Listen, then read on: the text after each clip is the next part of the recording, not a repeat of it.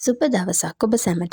අද අපි කතා කරන්න යන්නේ පෙරපාසා දරුවන්ට සුළඟ කියන තේමාව ඉතාම ආකර්ශනීය විදියට දවස් 5ක් පුරා පන්තියේදී හෝ ගෙදරදී අත්දැකීම් ඔස්සේ උගන්වන්නේ කොහොමද කියලා. දරුවන්ට විද්‍යාත්මක සංකල්ප සරලව තේරුම් කරලා දෙන්නත්, ඒ වගේම එයාලගේ නිර්මාණශීලීත්වය සහ ක්‍රියාකාරීත්වය වර්ධනය කරන්නත් මේ පාඩම් සැලැස්ම සහ වැඩපත්‍රිකා මාලාව ගොඩක් උපකාරී වෙනවා. පළවෙනි දවසේ සුළඟ සහ පිඹීම. පළමු දිනේ අපි දරුවන්ට සුළඟ කියන්නේ මොකක්ද කියන එක අපි තේරුම් කරන්න අපි පිඹල පෙන්නනවා අපේ කටින්.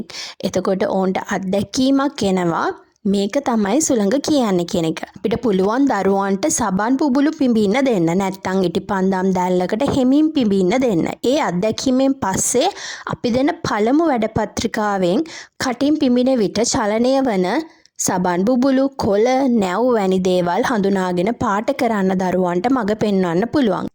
දෙවැනි දවසේදී අපි කරනවා සැහැල්ලු දේ සහ බර දේ. අපි අවධානය යොමු කරන්නේ බර ද්‍රව්‍ය සහ සැහැල්ලු ද්‍රව්‍ය අතර තියෙන වෙනස හඳුනා ගන්න. පන්තියේදී හෝ ගෙවත්තේදී පිහාටුවක්, ගසක කොළයක්, බැලුනයක් අරන් සුළඟට තියලා බලන්න දරුවන්ට දෙන්න.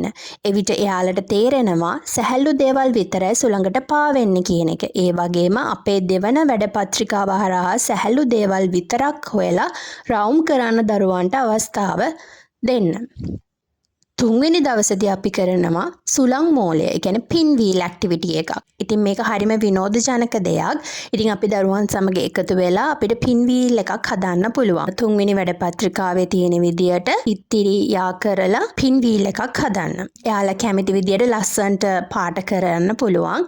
ඒ වගේම නිර්මාණය කරපු පින් වීල් එක එළියට අරන් ගිහිල්ලා සුළඟට අල්ලලා බලන්න පුළුවන්. ඉතින් හතරවෙනි දවසේදී අපි කරනවා සුළං පාර සොයමු. ඒ කියන්නේ ෆයින් මෝටර් ස්කිල්ස් වර්ක්ෂීට් එකක් තමයි අපි කරන්නේ ඇත්තටම. එතකොට මේකේ දරුවන්ගේ ඇඟිලි වලට සියුම් චලන වර්ධනය සහ සම්බන්ධීකරණය කෙරෙහි ඇක්ටිවිටි එකක් තමයි අපි කරන්නේ. මේ සඳහා පිළියෙල කරන හතරවෙනි වැඩපත්‍රිකාවේ තියෙනවා අහසේ තියෙන බලාකුළු හමන සුළඟ.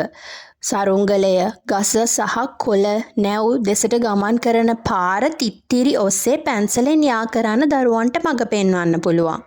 ඉතින් පස්වෙනි දවසේ අපි කරනවා බැලුන් සහ ඉලක්කම්. සුළඟ කියන තේමාව සමගින් ගණිත සංකල්පනය ළමයාට හුරු කරනවා. සුළඟින් පිරුණ බැලුම් ගණන් කරන්න, අදාළ නිවැරදි ඉලක්කම සමග යා කරන්න 5th worksheet එකේ ඒක තමයි තියෙන්නේ. ඉතින් මෙමගින් දරුවන්ට 1 සිට 5 දක්වා සංඛ්‍යා සංකල්ප ඊටාම සරලව නැවත පුනරීක්ෂණය වෙනවා. ආම සරල ක්‍රියාකාරකම් මගින් දරුවන්ට කොච්චර ලොකු දැනුමක් දෙන්න පුළුවන්ද කියලා ඉතින් මේ අපේ worksheet වලින් ඔයාලට පේනවා ඇති. ඉතින් ඔයාලට පුළුවන් පහත description එකේ තියෙන link එකෙන් worksheet file නොමිලේම download කරගන්න පුළුවන්. මේ වීඩියෝ එක ගුරුවරුන්ට සහ දෙමාපියන්ට වැදගත් වුණා නම් like කරන්න, share කරන්න, තවත් මෙවැනි පාඩම් සැලැස්ම සඳහා අපේ channel එක subscribe කරලා තියාගන්න. ඔබ සැමට ස්තුතියි. සුබ දවසක්.